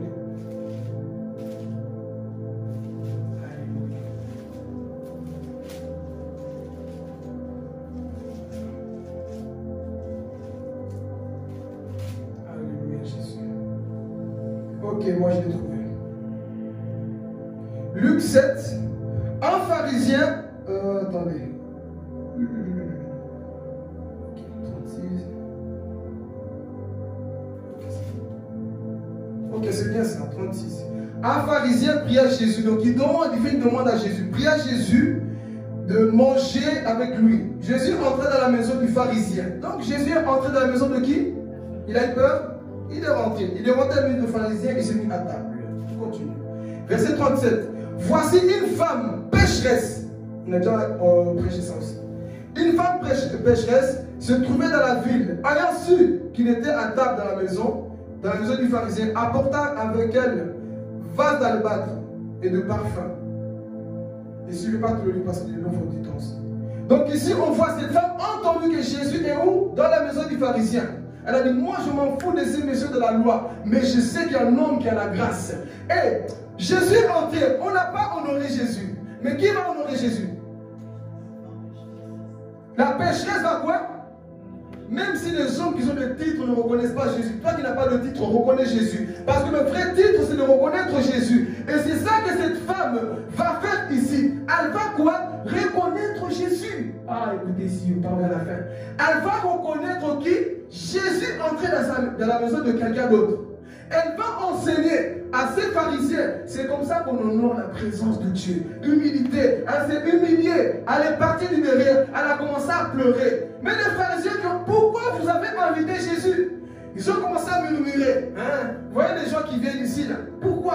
Si Jésus savait qui étaient ces personnes, s'il savait qui était cette femme, justement, Jésus est venu pour les pécheurs, non pour les justes. Les pharisiens, c'est des personnes qui se disent, moi, je suis sans péché. Moi, je suis quoi? Juste. Mais cette femme pécheresse, elle a dit, moi, j'ai besoin de te laver les pieds. Je veux laver les pieds du maître. Parce que c'est ça. Elle va honorer quoi? La présence de Jésus-Christ. Parce que lorsque tu laves les pieds de quelqu'un, tu montres de la valeur à cette personne. Et c'est ça qu'Abraham va faire dans Genèse chapitre 18. Dieu venait avec deux anges. Abraham a couru, s'est prosterné, il a adoré, il a dit, hey, cet homme n'est pas n'importe qui, je vais laver ses pieds. Et cette femme va dire la même chose. Cet homme n'est pas n'importe qui, je vais laver ses pieds. Et lorsqu'elle a lavé ses pieds, jusqu'aujourd'hui, Jésus a donné une promesse. Jusqu'à la fin, on parlera de cette femme. Aujourd'hui, je prends de cette femme. Elle était une pécheresse. Moi, aujourd'hui, on parle d'elle. Pourquoi? Parce qu'elle a honoré Jésus. Si tu honores Jésus, on parlera de toi. Si tu honores Jésus, on parlera de toi. Et c'est ça que cette femme a fait dans la maison du pharisien. Mais vous allez voir à la fin de l'histoire, les pharisiens, on se pose la question, pourquoi ils ont invité Jésus? Vous n'avez pas lavé les pieds. Vous critiquez tout ce qu'il fait. Vous n'êtes pas d'accord avec tout ce qu'il fait. Pourquoi ne vous m'acceptez? Rejetez-moi. Mais non. D'autres personnes dans vos vies sont là, juste pour vous critiquer. Amen. On va aller dans le dernier point. Je crois que j'ai sauté volontairement parce qu'il faut du temps.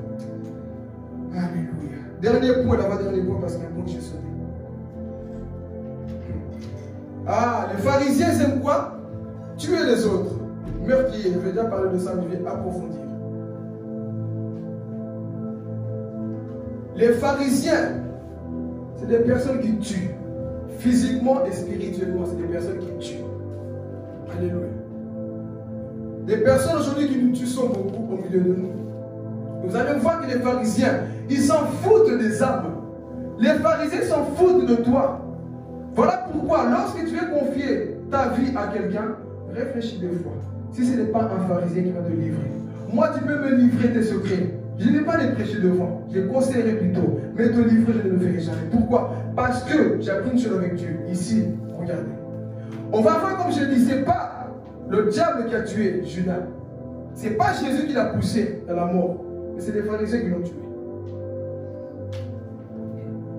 C'est les pharisiens qui ont tué qui? Judas.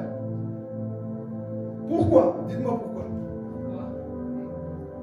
Parce que Judas s'est confié au mauvais maître. Judas avait péché, n'est-ce pas? Mais savez-vous que Judas est parti confesser? Vous allez voir maintenant la réponse des pharisiens. Et c'est à cause de cette parole que Judas, pris de remords, pris de beaucoup de douleur, va dire quoi? Je préfère me pendre. Mais qui l'a poussé au suicide? Qui l'a, je vais essayer d'enseigner. Qui l'a poussé au suicide? Les pharisiens. Ils tuent les autres. Les hommes viennent se confier à vous. Vous livrez leurs secrets. Vous vous en foutez. Pourquoi? Parce que tout ce qui nous intéresse, c'est sa poche. Tout ce qui nous intéresse, c'est sa disponibilité à l'église. Mais je m'en fous de lui. Un pharisien s'en fout de toi, il ne t'aime pas. Alléluia. Et c'est ça que nous allons voir ici. Judas a péché. Il a livré Jésus. Mais il part confesser chez les pharisiens, dans l'église. C'était pas dehors. Dans l'église, parce qu'il s'est dit, bon, je vais quand même à l'église trouver du renfort. Voilà pourquoi l'église, c'est un lieu de formation, d'encouragement pour former les disciples. Mais beaucoup viennent ici, on les tue encore. Alléluia. Et c'est ça qui va se passer. Regardez Matthieu 27. Alléluia. Pauvre Judas. Si tu pouvais faire bon bien te confier au maître, tu allais être sauvé. Mais regardez ce que Judas va faire. On va prendre Matthieu 27. Ah, Judas. Qu'est-ce que tu as fait, mon ami? Écoutez. Matthieu 27, verset 3. Nous y sommes? Ok, je vais le lire, verset 3. Alors Judas, qu'il avait livré, voyant qu'il était condamné, fit prix de remords et rapporta les 30 pièces d'argent aux principaux sacrificateurs et aux anciens. Je m'arrête d'abord ici. Judas, il voit. Parce que Judas dit, moi je vais livrer Jésus, on va peut-être pas le tuer, on va juste le ligoter. Mais lorsque Judas a vu que, en fait, l'homme que je livrais là, j'ai fait une erreur. Il ne fallait pas livrer Jésus. Judas voulait se repentir. Alors qu'est-ce qu'il va faire? Il va partir au temple pour se repentir, pour dire, écoutez, pardonnez-moi, ce que j'ai fait, ce n'est pas bon. Et vous allez voir la réponse des pharisiens. Ce que j'ai fait, ce n'est pas bon. Je veux me repentir de mon mal, parce que je vous ai livré un sang innocent. Pardonnez-moi. Amen. Pardonnez-moi, ce que j'ai fait, ce n'est pas bien. Mais, écoutez la réponse des pharisiens. C'est pour ça que Judas va se pendre. Ah, mais... Ok. Donc, il va confesser. Judas parle, verset 4, en disant, j'ai péché en livrant le sang innocent. Donc, il confesse son péché. Il dit le mal qu'il a fait. Mais devant qui dis-tu le mal que tu fais? Devant qui vas-tu confesser le mal que tu fais? Si tu es avec des mauvaises personnes, c'est eux qui vont te pousser au suicide. Amen. Regardez ici, le sang innocent. Regardez maintenant ce que les pharisiens. Ah, c'est mauvais, hein. Quelqu'un est tombé, quelqu'un a la faiblesse, il vient se confier à toi, toi tu donnes le marteau de la loi. C'est ça qu'ils vont faire. Regardez. J'ai péché, le sang innocent. Il répondit, que nous apporte cela? Qu'il nous apporte cela. Cela te regarde, pardon. Cela te regarde. Donc quelqu'un vient se confier à toi. Il vient demander pardon. Il vient se confier. Confesser son péché. Et toi tu dis, je m'en fous, moi. T'as péché. Et t'as dit, oh, c'est pas mon problème. Qui t'a dit de pécher? Mais je vous ai donné l'argent, vous étiez content. Maintenant je reconnais ma faute. Qu'est-ce que vous faites? Et t'as dit, oh. Qu'est-ce que nous ne faisons pas ça? Les gens qui viennent se confier. Ok, la personne a tellement péché. Il vient pour se confier à toi. Toi aussi. Est-ce que toi aussi, quand quelqu'un vient vers toi, manifeste toujours la grâce. Parce qu'on ne sait jamais demain, c'est peut-être toi. Et si tu es dur avec les autres, sache qu'on sera aussi dur quand tu vas tomber. Parce que personne n'est un robot sur la terre. Tant que tu vis, il y aura toujours des faiblesses. Parce que demain, ça peut être toi. En levant cet orgueil, moi, jamais je te moi. Faisons attention. Parce que demain, ça peut être toi. Alors si Judas va confesser son péché, j'ai livré le sang innocent. faux. Ok, pour vous montrer que je me suis repenti, tenez votre argent, les 30 pièces, tenez-les. Judas rend l'argent. Il vient à l'église confesser, il vient rendre le mal, les choses qu'il a volées. Tenez, c'est pas mon argent. Tenez, je vous rends tout. J'étais dans la sorcellerie, je vous rends tout. Tenez. Il confesse tout son péché. Ça va brûler, hein? Barbecue ici. Tenez, je vous rends tout. Quelqu'un qui vient confesser, je commets le cultisme. Tenez, je me réponds. Tenez, je fais demi-tour parce que la repentance c'est faire demi-tour. Je fais demi-tour, mais Judas va se confier aux mauvaises personnes. Alors ils vont dire, écoute, nous on s'en fout de ta repentance. Hein? Nous tous ce qu'on voulait c'est bongo. Nous tous ce qu'on voulait c'est ton argent. On s'en fout de ton pardon. Il y a des pasteurs qui s'en foutent de toi. Ils veulent ton argent. Tu vas te confier, tu veux avancer. Ils vont te dire, on s'en fout de ce que tu veux. Alors, regardez la fin, qu'est-ce qui va se passer. Donc Judas il a des pièces d'argent. Dans le temple que Judas avait quoi? C'était dehors. Donc c'est dans le temple de fois que beaucoup meurent. Reçoit cet esprit-là, ne vous encourage pas. Donc il jette dans le temple. Et se retira et alla se quoi? Finissez vous-même. Judas partit faire quoi? Alors qui l'a poussé au suicide? Les pharisiens. Parce que si c'était des bonnes personnes, ils allaient le consoler. Non, ne t'en fais pas. Tu as péché. Dieu peut te pardonner. Parce que, vous voyez, à tel point, ils ne connaissaient même pas Dieu, ces gens-là. Parce que Dieu est avec qui pardonne. Mais pourquoi Judas vient se confier à vous pour le condamner? Si vous connaissez vraiment la parole, pourquoi vous n'êtes pas cette personne qui est tombée? Vous le dites, ça ne regarde pas. Ah, quand c'est comme ça, vous dites ça ne vous regarde pas. Mais quand Jésus prêchait, Moïse a dit, mais Moïse a dit aussi, vous pouvez pardonner. Pourquoi vous ne pardonnez pas? Donc qu'est-ce qu'ils vont faire? Ils vont condamner Judas. Et Judas quoi? Il va partir se pendre. À cause de... Parce que si c'était des personnes qui avaient l'amour, ils allaient encourager Judas. Et l'erreur que Judas a fait, d'aller se confier aux pharisiens. Il pouvait se confier à Jésus comme Pierre, parce que Pierre a commis le même péché. Mais Pierre a dit, Pierre a dit non. Moi j'ai vu Jésus comment il pardonnait les prostituées. Moi j'ai vu Jésus comment il pardonnait les pécheurs. Donc moi j'ai péché. Si je me tourne vers lui, il peut me pardonner. Donc je sais vers qui je dois me tourner lorsque je pêche. Vers mon Créateur parce qu'il est capable de me restaurer lorsque je suis faible. Donc je ne regarde pas les pharisiens, mais je vais vers Jésus-Christ. Jésus-Christ de Nazareth. C'est lui qui nous pardonne à nos péchés. Un homme va te condamner. Un homme va te dire, toi aussi. Mais un homme rempli du Saint-Esprit va avoir la compassion avec toi. Alléluia. Mais qu'est-ce qui s'est passé ici? Judas est parti se pendre à cause des pharisiens. Mais Pierre a compris. Je me rappelle la prédication de Jésus ce jour-là. Un bon disciple écoute la voix de son maître. Un bon disciple écoute, il mérite même la prédication de son maître. Je me rappelle, Jésus, un jour, on avait ramené une femme qui avait péché. Il n'a pas dit toi aussi. Dans la Torah, on a dit ça. Donc, ce jour-là, Jésus avait bien prêché. Il avait pardonné. Donc, il peut le faire avec moi. Pierre, il a aussi pris de remords. Il a commencé à pleurer. Mais il s'est repenti, il s'est tourné vers qui? C'est ça la différence avec Judas et Pierre. Pierre est parti se confier à Jésus. Judas chez qui? Les pharisiens. Chez qui tu te confies, mon frère et ma soeur? Vers qui tu te confies le plus? Fais attention aux personnes qui tu te confies. Que ce ne soit pas des personnes qui vont te livrer. Soyez équilibrés. Je vous le dis ici. On va continuer dimanche d'après. Soyez équilibré. Tout ce que tu fais, fais attention à qui tu te confies. Et enlève en toi cet esprit de pharisianisme. Enlèvons cet esprit de croire que moi je sais tous les points qu'on a vus. S'il faut écouter le message, réécoutons. Mais enlèvons ces choses. Parce que des fois on n'avance pas dans la vie chrétienne à cause de ces points-là.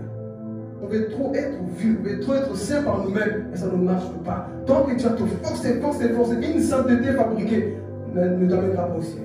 Mais une sainteté qui dépend de la grâce t'amènera au ciel. Amen. Que Dieu vous bénisse, on continuera prochainement. On va se mettre debout.